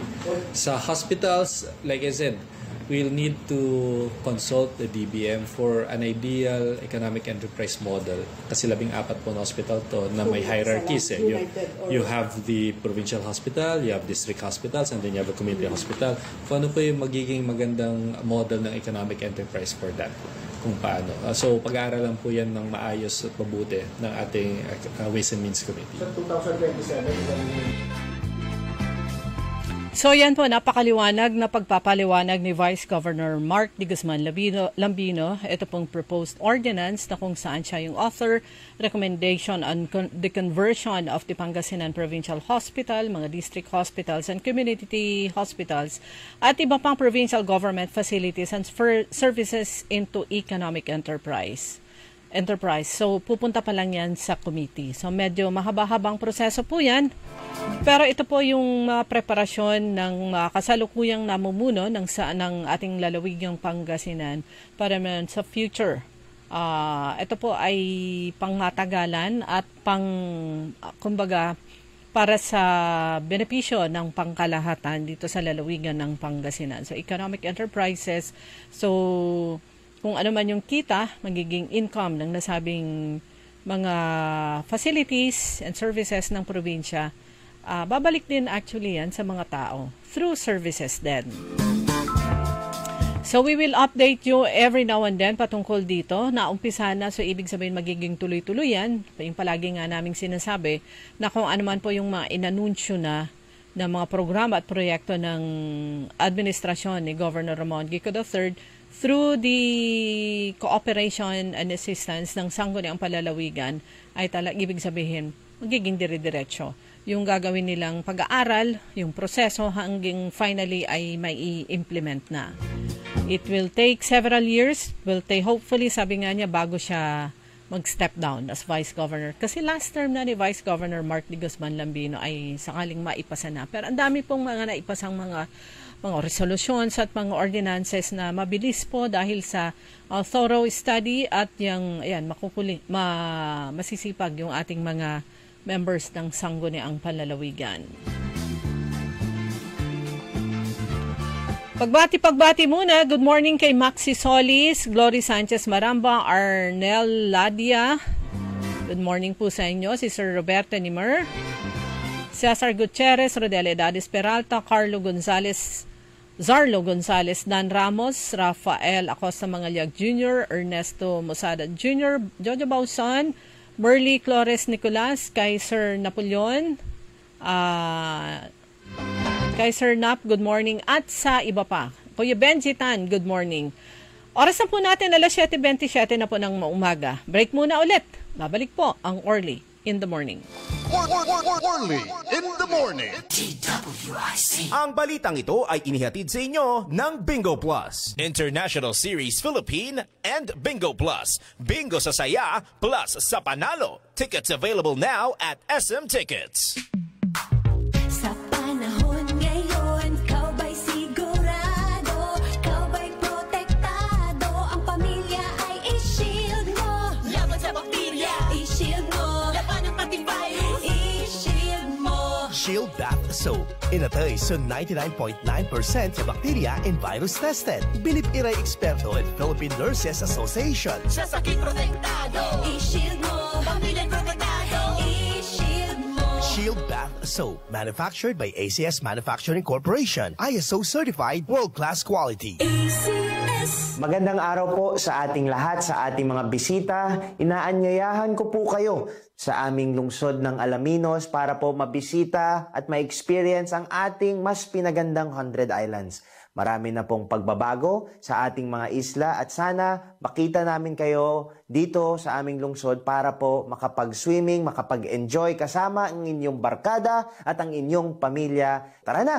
Dito sa Alaminos City para sa ating 100 Islands. Ang patuloy na pagpapaganda sa 100 Islands National Park at lungsod ng Alaminos ay pinangungunahan ni Mayor Art Brian Celeste. Si Romeo Castro, nakatira sa Manat, Bimali, Pangasinan. Ang edad ko po 57, tricycle driver lang ang hanap buhay ko.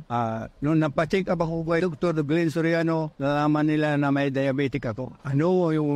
Kasi po, yung nararamdaman ko parang iba na yung one direction na parang hindi ko alam kung nahihilo ako, kaya tumigil na akong pagkakatricycle. Yung una, 164 yung blood sugar ko. After 2 weeks, nung nag-take ako ng Ikarma, laging 100 na lang po. Kasi nung uminom ako ng Ikarma, marami akong pagbabagong nararamdaman. Saka yung mga ganun mga nararamdaman ko, nawala lahat. Gaya lang, parang naghihina, yun, nung nag-inom ako ng Ikarma, yun, marami pagbabago sa buhay ko, saka yung sa sarili kong kalusugan. Sa ngayon, hindi na ako naghihina, bumabalik yung lakas ko.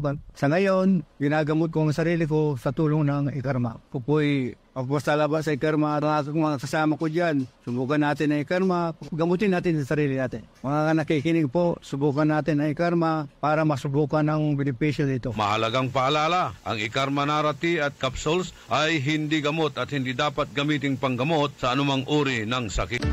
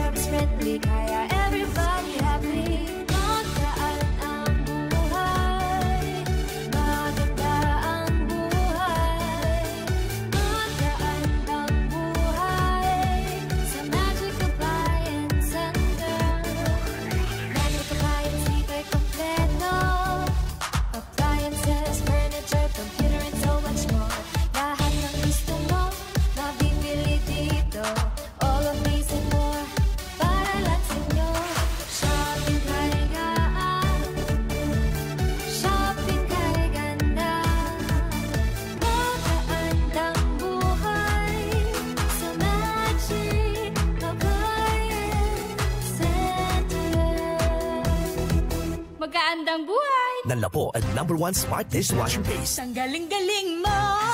Smart Dishwashing Paste ko! Pritong ulam na masebo, plato at kaldero. Ang galing for everyday. Untan no say dishwashing paste at Smart. Walay double tanggaling formula. Tanggal galing susebo tan bakterya. Pahit para walang pahit, linis fantastic sa metal at plastic. #1 ko ta! Tanggaling-galing mo! Smart Dishwashing Paste. Heavy duty linis sukada pahit. Smart Dishwashing Paste. Manufactured by ACS Manufacturing Corporation. ISO certified world-class quality. ACS. Sumasakit ang katawan, kumikirot pa ang iyong tiyan. Ang mabisang palaban ay Pauliniment. Mabisa ang Pauliniment, may sikap mo extra ingredient. Mabisa ang Pauliniment, at Pauliniment. Pau, pau, pau, pau.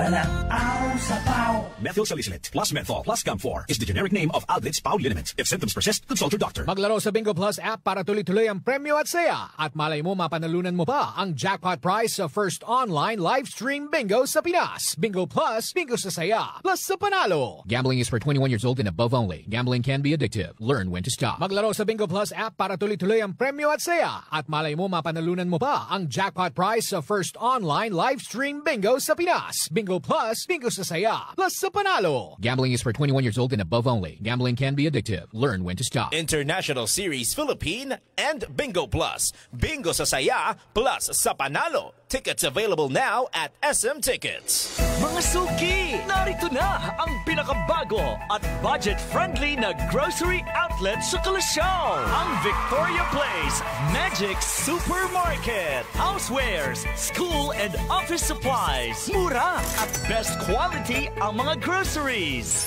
Komportable at sa bayan pa mismo. Magic Supermarket. Housewares, school and office supplies sa Victoria Place. Poblasyon Kalasyaw, Pangasinan. Magic Kalasyaw Supermarket, Housewares, School and Office Supplies is now open to serve you from 8 a.m. to 8 p.m. daily. Located at Victoria Place, Poblasyon Kalasyaw, Pangasinan. High blood, salot, milyong-milyong katao na ang namamatay sanhi nito. Kaibigan, baka ikaw na ang susunod. Ako ay si Maria Lunag ng Cordon Isabela, 16 years old. Yung asawa ko may diabetes, cholesterol, may high blood. Narinig ko sa radyo, mabisa daw yung Pau capsule. Bumili ako, pinainom ko sa asawa ko. Gumaling siya at lumakas. Kayo mga kabarangay ko, gumamit na kayo ng Pau capsule. Kalusugan mo garantisado. Kaya kaibigan, buhay mo'y ingatan. Mag-Aldrich Pau de Arco Herbal Capsule na para kalusugan mo ay garantisado. Para di madaling masira ang ngipin ng pamilya, ngayon pa lang. Unique toothpaste for brushing every after kumain. Dahil ang Unique toothpaste, may Max Protect formula. Ngipin ay Max Alaga, Max Protektado pa. Helps stop cavities even before they start, while keeping breath fresh with regular use. Unique toothpaste for brushing para siguraduhin ngipin ay Max Alaga, Dorado with unique toothpaste maximum fluoride protection. Manufactured by ACS Manufacturing. ISO certified world-class quality. ACS. Time. It is now 7:34. That time check was brought to you by Bingo Plus, International Series Philippine, and Bingo Plus. Bingo sa saya, plus sa panalo. Tickets available now at SM Tickets. DWIZ. Orly in the morning. 7:35 na po sa Orly in the morning. Kasama nyo pa rin Liway Mananta ni Paragire. Good morning kay Sir Troy Mora, good morning. Maxi Solis, Cecilia Morante, Rosalina Aquino, Panod Operanya Quinto, kay Arnel Ladia at sa iba pa. Cesar Gutierrez, good morning. Eto, good news na naman to. Parami ng mga colleges and universities sa lalawigan ng Pangasinan. Ibig sabihin, mas mapapalapit sa ating mga kababayang mga estudyante yung mga paaralan. So, hindi na nila pumunta sa malayong lugar, malayo sa kanilang bayan, na kailangan pa nilang tumira sa boarding house o kaya malayo sa pamilya. Ito ang SM City Urdaneta. Doon sa SM City Urdaneta, nagkaroon ng groundbreaking para sa 10th-story National University, kung saan ito ay yung ipapatay yung 10-story building doon sa compound sa SM City Urdaneta ay para naman sa National University Urdaneta Campus. Actually, matagal na nating naririnig to. Una, yung baka ipatayo doon sa SM City Rosales, doon sa kanilang compound pa ito. Natuloy na, groundbreaking doon sa SM Center Urdaneta. Pinangunahan niyan ni na Mall Manager Abraham Malikdem at sinabi niya na ang nasabing National University, ito po ay pag-aari ng SM company. Meron itong area na 3,200 square meters at magkakaroon yung nasabing gusali, 10-story building ng modern library, lounge areas, an elevator. Siyempre, ganun kataas kailangan ng elevator. It will serve initially 2,000 freshmen kapag nag-umpisa na po yung campus ng National University sa Urdaneta. It will serve 2,000 initially but will be designed to accommodate 6,000 to 7,000 students. Ang target completion ay August 2028. So ngayon 25, 26, 27, 28. So 4 years in ang construction. At ayon pa rin kay Mall Manager Abraham Malikdem, ang kurso na kanilang i-offer doon ay yung final, i-announce nila soon. Pero initially, kasama na dyan yung mga kurso sa business, informatics, accounting, robotics, at iba pang sciences. Dagdag pa ni Sir Abraham Malikdem, scholarship yun, scholars lahat. Kasi ang SM meron siyang scholarship program eh. So yung scholarship details ay nasa kanilang website, smfoundation.org.ph. So, merong entrance exam. So, i-follow nyo lang daw yung kanilang social media pages o kaya website para malaman kung kailan yung exact date. Yung palagay ko, itong scholarship entrance exam ay para sa susunod. Ito, school year. Not necessarily sa 2028 kasi meron silang scholarship program eh. At marami na silang mga napagtapos na mga scholars. Samantala yung groundbreaking kahapon para sa 10-story National University building coincided with the showcasing at 2,500 pastry products mula naman sa micro, small, and medium entrepreneurs sa lungsod. At ipinamigay ng libre sa mga mall goers. Good news po yan magkakaroon ulit, madadagdagan. But that will be on completion ng building ay 2028 pa. Pero good news, sabi ko nga, because that would mean additional school na tsaka scholars, yung mga tatanggapin dyan, pag-aaralin sa nasabing National University Urdaneta Campus. Kanina, yung good news natin, yun nga, yung libreng ngayon, mag-uumpisa ngayong araw at saka bukas para sa mga nagninegosyo, sa mga entrepreneurs at gustong pumasok sa iba pang negosyo. So ngayong umaga nga magbubukas ang Negosyo Expo exhibit at saka may mga seminars o kaya mga talks na ibahagi ko na yan kanina. So ito ay ngayon at saka bukas. Ito namang isang good news na nakita ko ay dun sa Bayambang naman ito, Julius K. Kiambao Medical and Wellness Center Incorporated. Magkakaroon sila ng breast cancer awareness lecture doon sa JKQ Medical and Wellness Center. Breast cancer awareness lecture. This will be on, kailan to? October 3. October 3 ay Friday at libre din. Ayan. This will be a meaningful gathering where we learn together, listen with empathy, and stand side by side with every fighter, survivor, and family touched by this journey. So let's turn awareness into action and action into care, because early detection saves lives and kindness makes the path lighter for those who need it most. So yan, Together for Hope Breast Cancer Awareness Forum.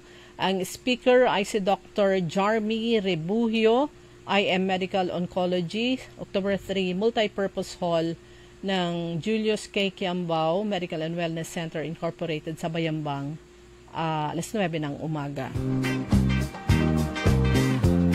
Ang Inner Wheel Clubs of the Philippines Incorporated, District 379, meron din kaming napakaganda at napaka-special na activity bukas, October 1.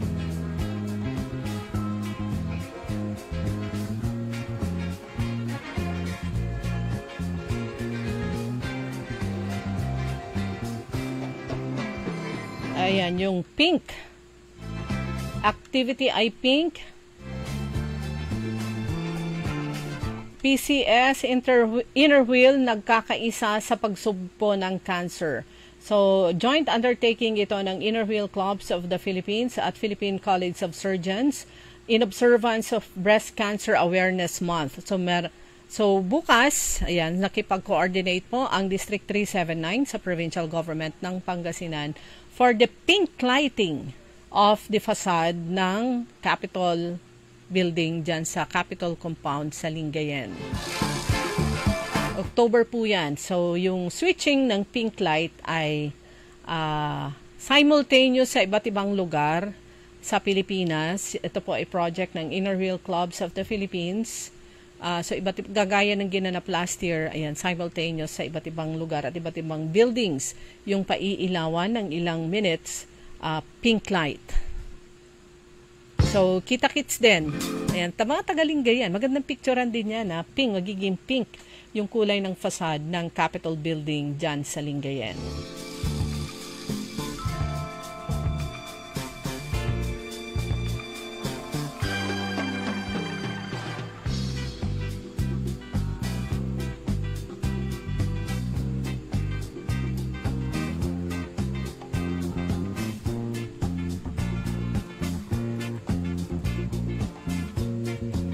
Sa iba pang mga balita, ito naman, balik po tayo sa balitang nasyonal. Naniniwala si Vice President Sara Duterte na hindi na matatag ang administrasyon ni Pangulong Ferdinand Marcos Jr. sa gitna na rin ng aligasyon ng korupsyon na sangkot ang mga mambabatas.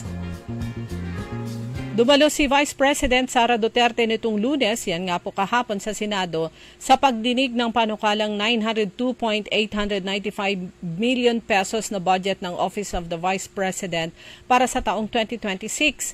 Ayon kay Vice President Sara, ilang beses na niyang sinabi na tigilan na ang politika at pang-sariling interes dahil walang nangyayari sa bansa. Wala rin anyang mga proyekto at na nakakatulong sa bayan. Nawala rin anya ang plataforma ng continuity at hindi ipinagpatuloy ang mga proyekto ng nagdaang administrasyon. Ito yung kanyang pahayag. Ang expectation noon is that there will be continuity on the projects like the build projects of the former administration at yung mga iba pa na nasimula ni dating Pangulong Rodrigo Duterte pero wala naman tayong nakita, sabi niya, at dito sa administrasyon ni Pangulong Bongbong Marcos. actually, because of that build project ni former President Digong, ang dami pong mga isla sa Visayas lalo na interconnected na dahil sa mga bridges na yan. Yung pag-widening ng mga kalsada, di ba, nag-upisa yan? Hindi ko nagkakamali. Correct me if I'm wrong. Laking bahagi po niyan, panahon po ni former President Rodrigo Duterte, gumanda yung mga kalsada. And even up to Luzon, Visayas, and Mindanao, yung last na uwi namin sa Mindanao, sa Surigao del Sur, taga ron si Mr. Alan Iparagire, ay napakaganda na ng mga kalsada kumpara nung 1999, and 2 years after na yung mga unang punta ko doon na talagang marabok. Dahil ang umuwi kasi kami doon, yung bahay ng si Mr. Y, kung hindi ako nagkakamali, ang mga airports kasi ay nasa Surigao City, yung isa Surigao City, which is part of Surigao del Norte, mga 2.5 hours, 2 to 2.5 hours from Surigao City Airport to Carrascal, yung bayan ni Mr. Y. Yung isa pang airport ay nasa Butuan City. So, travel time by land, 3 hours, 2.5 hours to 3 hours from Butuan City to bayan ni Mr. Y, Carrascal. Ganun kalayo. Pero ang gaganda ng mga kalsada. And yung yung biyahe namin na namasyal kami sa iba't ibang from Carrascal, sa iba't ibang tourist destination dyan, Surigao del Sur, from Carrascal to yung pinakamalayong pinuntahan namin, halos 3 hours. Ang ganda ng kalsada nila. Unlike dito sa atin na maya't maya may makikita kang binubutas at sinisira, samantalang napakaganda naman ng kalsada. Pero doon, walang ganun. Bakit kaya dito sa atin napakaraming sinisirang mga kalsada para lang palitan? Sementohin ulit. O, di ba? Waste of money. Kahapon naging bisita po natin yung 2 opisyal po, mga kaibigan natin mula sa PhilHealth Regional Office 1. Ang kanilang opisina ay somewhere dito sa may Old Divinesia Highway, part ng Dagupan. Ito connecting Dagupan, Lucao at Calasiao. So work from home sila dahil nga baha pa rin dun sa area nila.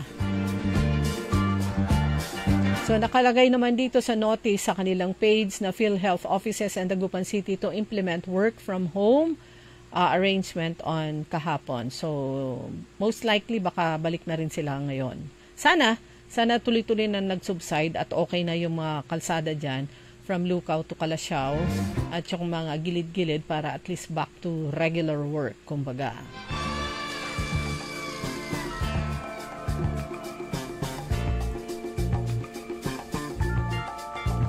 Good morning kay Edwin Tikman. Sabi niya, shout out po dito sa Vizcaya, Solano. Kumusta kayo dito, Apo? Ilocano speaking dyan, ano po? Kumusta kayo dito, Solano, Nueva Vizcaya? Hindi ba kayo masyadong naapektuhan ng bagyo? Ayan, Edwin Tikman, good morning and maraming salamat sa pagsubaybay mo sa mga programa dito sa DWIC Dagupan.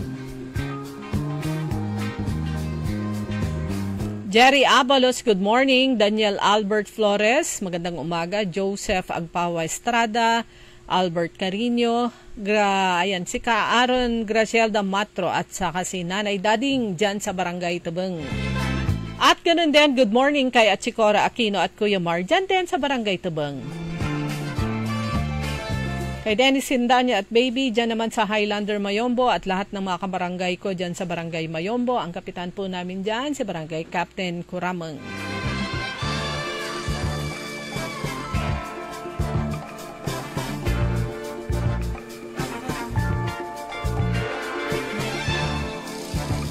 Balita naman mula sa bayan ng Bayambang, 1,026 na mga magsasakang Bayambanggenyo sina po ay ginawaran ng food assistance. Tinanggap po nila yan sa isinagawang pamamahagi na pinangunahan ng DSWD at ng Pinoy Workers Party List sa pamamagitan ni Board Member Raul Sabangan. Si Board Member Raul Sabangan mula dyan sa bayan ng Bayambang, siya naman ang presidente ng Liga ng mga Barangay sa buong probinsya ng Pangasinan. Ang nasabing aktibidad ay ginanap sa Pavilion 1 ng St. Vincent Ferrer Prayer Park sa Barangay Bani, naglalayong magbigay ng tulong sa mga magsasaka na labis na naapektuhan ng pinakahuling kalamidad. Ayon kay Board Member Sabangan, ang pamamahagi ng tulong ay isang paraan upang maipakita ang suporta at pagkilala sa mga magsasaka na siyang tunay na nagpapakain sa ating bansa. Sabi po ni Board Member Raul Sabangan, alam namin ang mga pagsubok na kinakaharap ng ating mga magsasaka, kaya sa pamamagitan ng tulong na ito, maasa kami na kahit papaano ay maibsan ang kanilang mga alalahanin, sabi ni Board Member Sabangan. Ang mga benepisyaryo ay nagpahayag naman ng kanilang pasasalamat sa natanggap na tulong sapagkat malaking tulong anila ang ayudang natanggap lalo na sa panahon ngayon na sunod-sunod ang kalamidad na dumating talaga naman. So yung nasabing pamamahagi ng assistance, ito po ay naging matagumpay sa pakikipagtulungan ng lokal na pamahalaan ng Bayambang kasama ang DSWD at ang Pinoy Workers Party Lists. Ayan, maraming salamat po. Alam nyo, kawawa talaga yung ating mga magsasaka. Meron nga yung meron yung somewhere sa Cagayan, Vizcaya o Nueva Ecija o Isabela. Kalimutan ko na yung saang lugar. Kawawa, inabutan ng ulan yung kanilang mga ibinilad na palay sa kalsada. Talagang binilisan nila. Tapos ang masaklap pa, bago niyan, napakababa yung bentahan ng palay. Imagine, nabagsak sa 8 pesos per kilo. Yan yung sinasabing dapat ang Department of Agriculture, ang gobyerno mismo ay meron siyang warehouse, buying station para yung ating mga magsasaka. Doon na sila magbenta, hindi yung sa mga traders na talagang binabarat sila.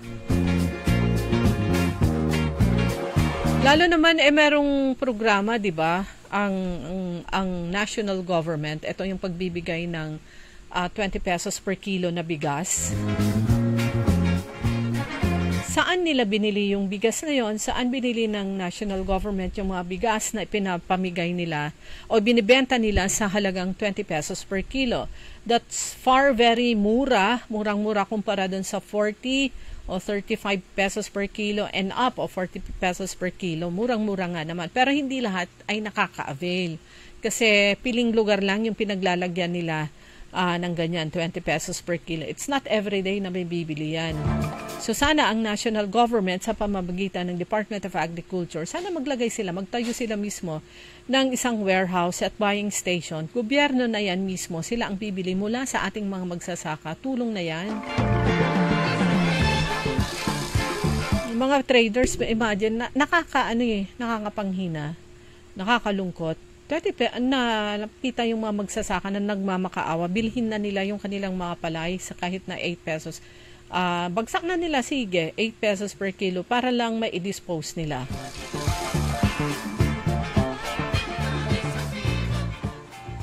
So, yan, palagi yung sitwasyon at ang kawawa palagi ay yung ating mga kababayang mga farmers at saka yung mga end na buyers, yung tayo na mga bumibili dyan sa mga palengke.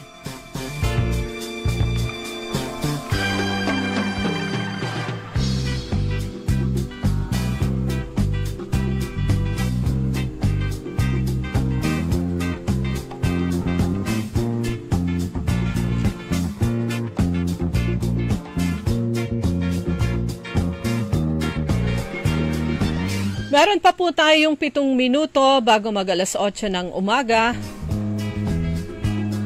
Ayan, buhol-buhol na ang traffic sa lungsod ng Dagupan dahil back to school na ang mga bata and back to regular work sa opisina ang mga nagtatrabaho. Back to lansangan na rin yung mga maraming mga sasakyan. Kaya balik na naman sa matinding traffic. Ayan, lalo na mula dito sa saan ba yan? Sa Del Pilar. Dyan sa traffic junction, post number 1.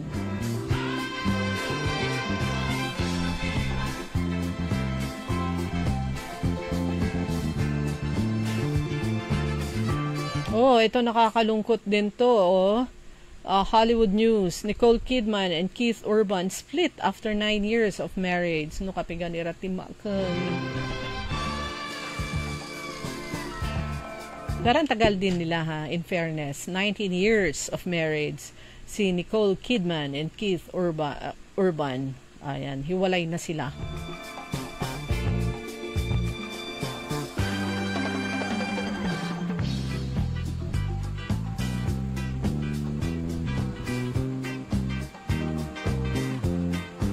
Good morning din sa lahat ng mga young entrepreneurs, yung mga nag-uumpisa ng kanilang mga negosyo, may it be yung mga milk tea, yung mga cold drinks, o kaya yung, alam niyo yung usong-usong ngayon, yung mga ginanchilyo, yung mga crochet na mga keychain, mga sombrero, even flowers, bouquet, ayan, ginanchilyo lahat yan. At pinagkakakitaan nila, kahit papaano may pandagdag sila sa kanilang pandagdag sila sa kanilang mga allowance.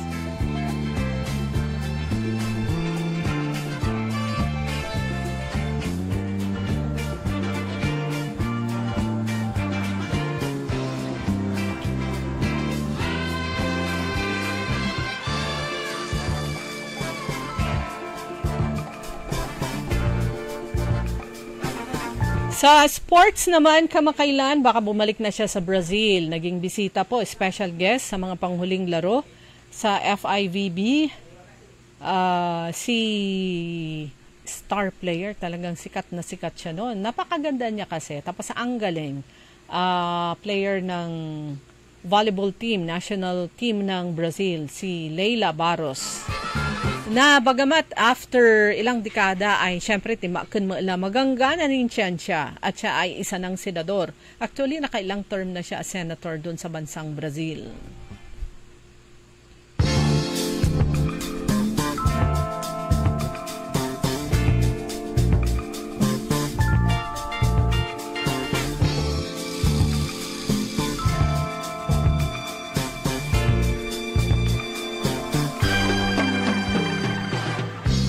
Sir Napoleon ko, good morning. And belated happy birthday, sabi niya kay Ma'am Maria Linda Ventinilla. Wala kayo, magkaka-table sana tayo kagabi. Good morning din kay Lynn Coronel. Ayan, muli kay Edwin Tikman dyan sa Solano, Nueva Vizcaya, na imbag nga bigat kanyayo apo. Kadagiti kailyak dita ken kabarangay ko dita barangay Kabilauan, Lawak, Pangasinan na imbag nga bigat kanyayo. Kastamat kadagi jay neighbor nila pero bahagi na ng Manawag barangay Santa Ines Manawag na imbag nga bigat kanyayo apo.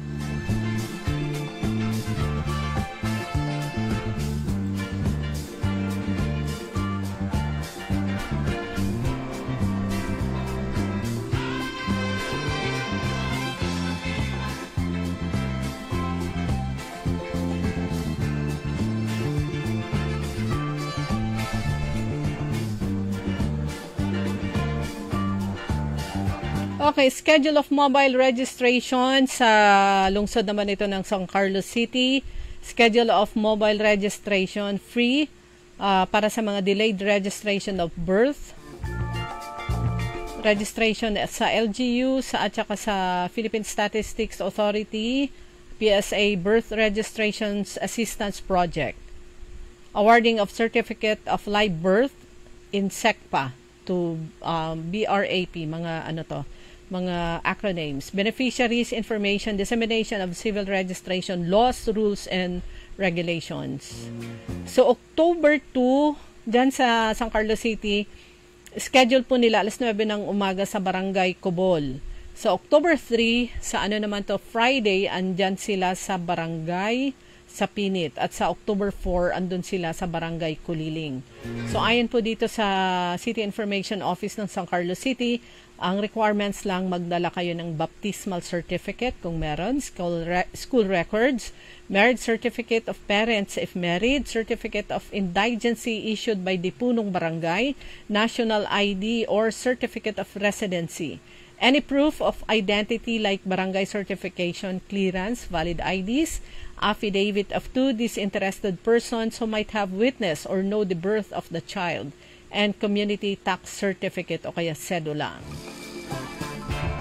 Etong mobile registration ay undertaking of Mayor Julier Ayoy Risuello kasama si Vice Mayor Jose Risuello at ang mga miyembro ng Sangguniang Panlungsod ng San Carlos, Office of the Civil Registrar. Good morning kay Ma'am Lourdes at ng PSA.